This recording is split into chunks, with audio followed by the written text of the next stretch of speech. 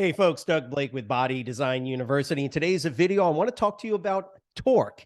Now, for most people, the concept of torque is an alien concept, unless, of course, you have worked on, say, a car engine, right? And you use what's known as a torque wrench. If you know what those are, basically, it allows you to determine exactly how tight you're making a particular, like a nut or a bolt, how tight it's going to be, and you use this thing called a torque wrench. So if you know what that is, then at least you understand the term. Most folks have at least used the concept, maybe not thought about the term, but have used the concept. Anytime you have used like a wrench or a ratchet, for instance, you are using, in the world of physics, you are using the concept of torque. Because as you're tightening the nut or the bolt, if you're using, again, like a wrench or any other type of equipment that's actually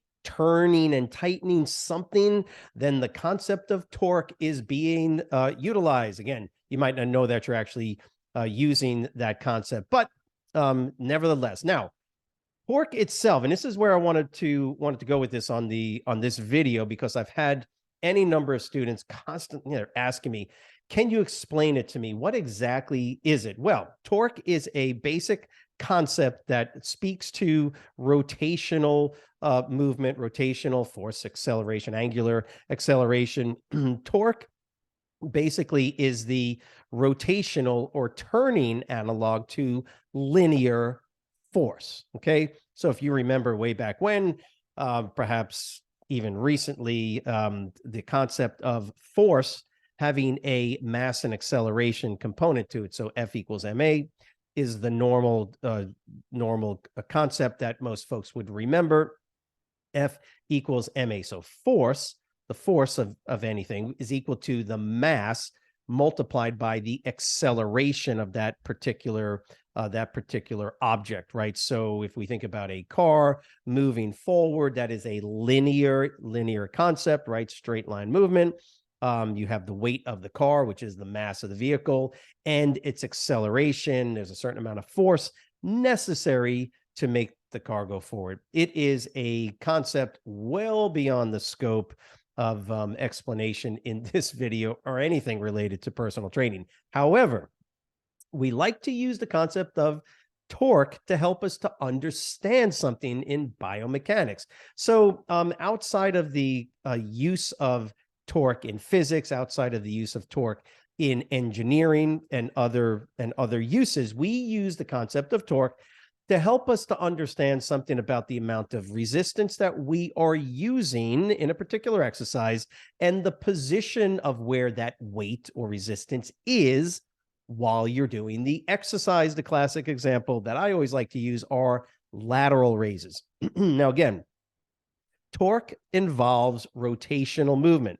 However you want to go into the discussion, whether you want to use the concept of inertia, the moment arm, all of these basic concepts that go along with torque, at the end of the day, what we want to do as personal trainers is utilize the concept to help us to understand how heavy, right, or the sort of the subjective feeling of load on a muscle, right? So if I look at a lateral raise and I lift my arm up and out to the side, that is rotational movement, right? Rotational movement at the shoulder joint, right? So if I lift my arm up and down like this, there's rotation at the shoulder joint. So therefore, we can talk about torque. I'm just not going to talk about it in the same way that a physicist or an engineer is going to talk about it. They are way smarter, way more in-depth explanation of it than we need. And what we're going to do is to understand torque, right, or angular force, right? We're going to understand it with respect to the amount of weight that I'm using and the distance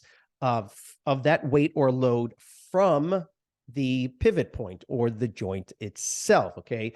That, by the way, that distance, what we call the perpendicular distance between the joint and where the dumbbell, in this case, where the dumbbell is known as the moment arm. Now, to make it really simple to understand, I want you to kind of think for yourself. When you're doing a lateral raise, let's just say you're holding a 5-pound dumbbell or even a 10-pound dumbbell, right? You got them at your side.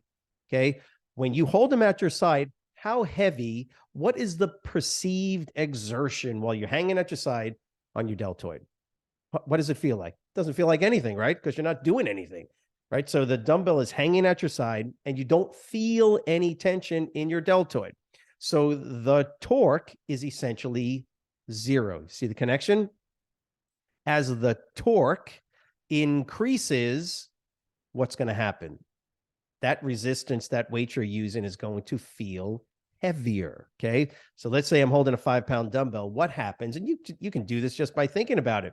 If I lift my arm up and out to the side, how does that feel now, heavy, weight-wise, on my deltoid? I feel it a little bit more than when I was just holding it here. What about when I get all the way to the top? You know as well as I do that the weight feels heavier, but the weight didn't change. It's still a 5-pound dumbbell.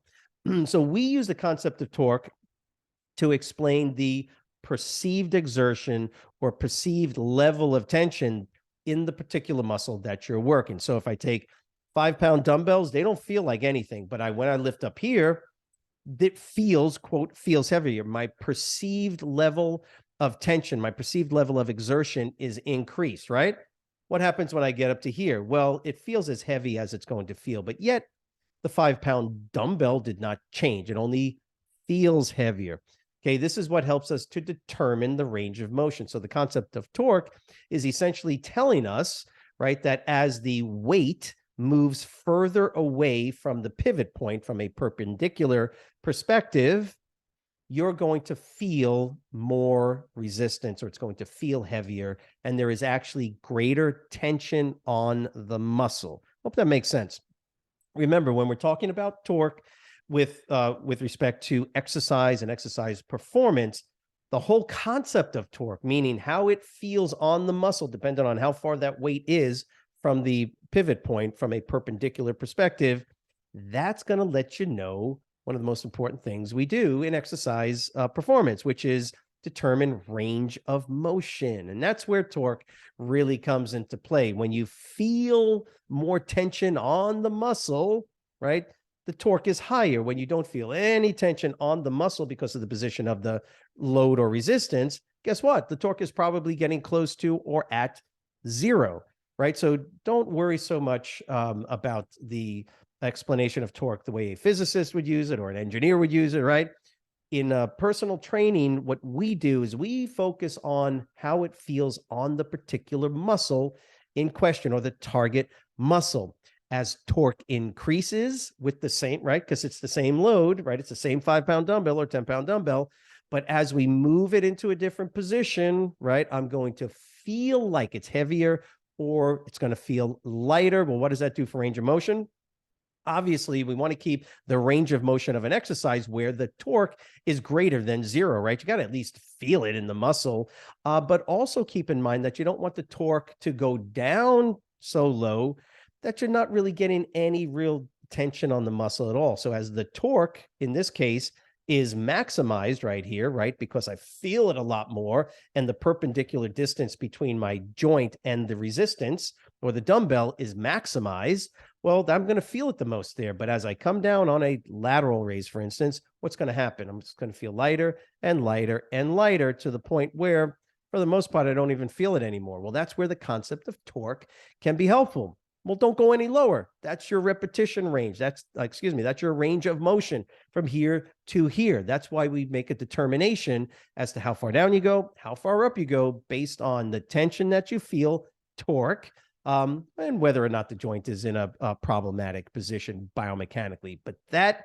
ladies and gentlemen, is hopefully helpful for you to understand when we talk about torque, the moment arm, inertia, all these concepts that for sure you're going to see in Module 2 in the Body Design Personal Training certification course itself. So if you have any questions, please leave them in the comment section below. By the way, if this actually made sense or you got an aha moment with this, put understood, right?